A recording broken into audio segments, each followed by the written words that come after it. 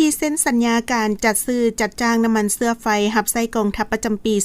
2025 ระหว่างกรมน้ำมันเสื้อไฟกรมใหญ่พลาธิการกองทัพกับบริษัทรัฐวิสาหกิจน้ำมันเสื้อไฟเวียงจันทน์ห่วงดัดแก้งบประมาณปี 2025 และห่วงหับไส้เฉลิมฉลองวันชาติที่ 2 ธันวาคม 50 ปี ได้จัดขึ้นในวันที่ 18 เดือนพฤศจิกายนอยู่ที่ห้องหับแขกกรมใหญ่พลาธิการกองทัพโดยการเข้าร่วมเป็นสักขีพยานของสหายพลจัตวาบัวสิงห์อินทวงศ์รองหัวหน้ากรมใหญ่พลาธิการกองทัพหัวหน้าคณะสีนำเวียงงานจัดซื้อจัดจ้างน้ำมันเสื้อไฟ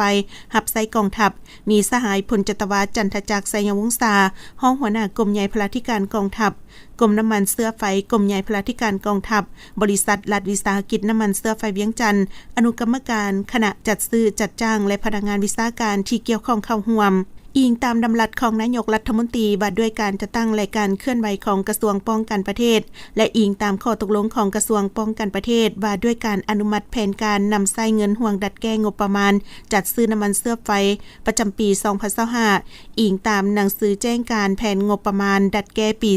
2025 เพื่อจะตั้งคุ้มครองนำใช้งบประมาณให้ถูกต้องตามหลักการประหยัดและมีประสิทธิผลสูงซึ่งชนิดน้ำมันจำนวนราคาและมูลค่าฝ่ายซื้อและฝ่ายขายได้ตกลงเห็นดีซื้อขายน้ำมันเสื้อไฟร่วมกันภายใต้บรรดาข้อกำหนดและเงื่อนไขต่างๆบนพื้นฐานต่างฝ่ายต่างมีผลประโยชน์เพื่อเห็นให้การจะตั้งปฏิบัติและรับประกันให้แก่การจัดซื้อจัดจ้างน้ำมันเสื้อไฟกองทัพปี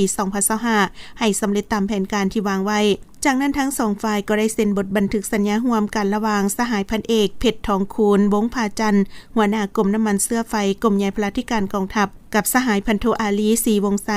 หัวหน้าอำนวยการบริษัทรัฐวิสาหกิจน้ำมันเสื้อไฟเวียงจันทน์โอกาสนี้สหายพลจัตวาบัวสิงห์อินทวงศ์ประธานพิธีได้มีคำเห็นเน้นหนักให้ทั้งสองฝ่ายในการเซ็นสัญญาร่วมกันครั้งนี้จงเอาใจใส่เป็นเจ้าการยกสูงความรับผิดชอบของตนเข้าในหน้าที่เวียกงานวิสาหเฉพาะน้ำมันเสื้อไฟกองทัพก็คือขอดการจะตั้งปฏิบัติการนำใช้น้ำมันเสื้อไฟ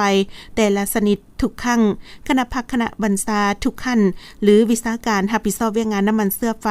ต้องได้เอาใจใส่ติดตามกวดกาอย่างเข้มงวดโดยเฉพาะการหับและเบิกจ่ายน้ำมันต้องมีการประสานสมทบกับคันเทิงเพื่อสรุปบัญชีรายงานอย่างเป็นปกติเป็นเจ้าการต้านปรากฏการณ์ย่อเท่าต่างๆที่จะเกิดขึ้นตัวจริงของกรมกองประสานสมทบแน่นกับภาคส่วนเกี่ยวข้องเพื่อพร้อมกันจะตั้งปฏิบัติตามระเบียบกฎหมายตามสัญญาที่ระบุไว้แต่ละมาตราอย่างเข้มงวดถูกต้องทันเวลาเห็นให้งบประมาณจัดซื้อน้ำมันเสื้อไฟกองทัพประจำปี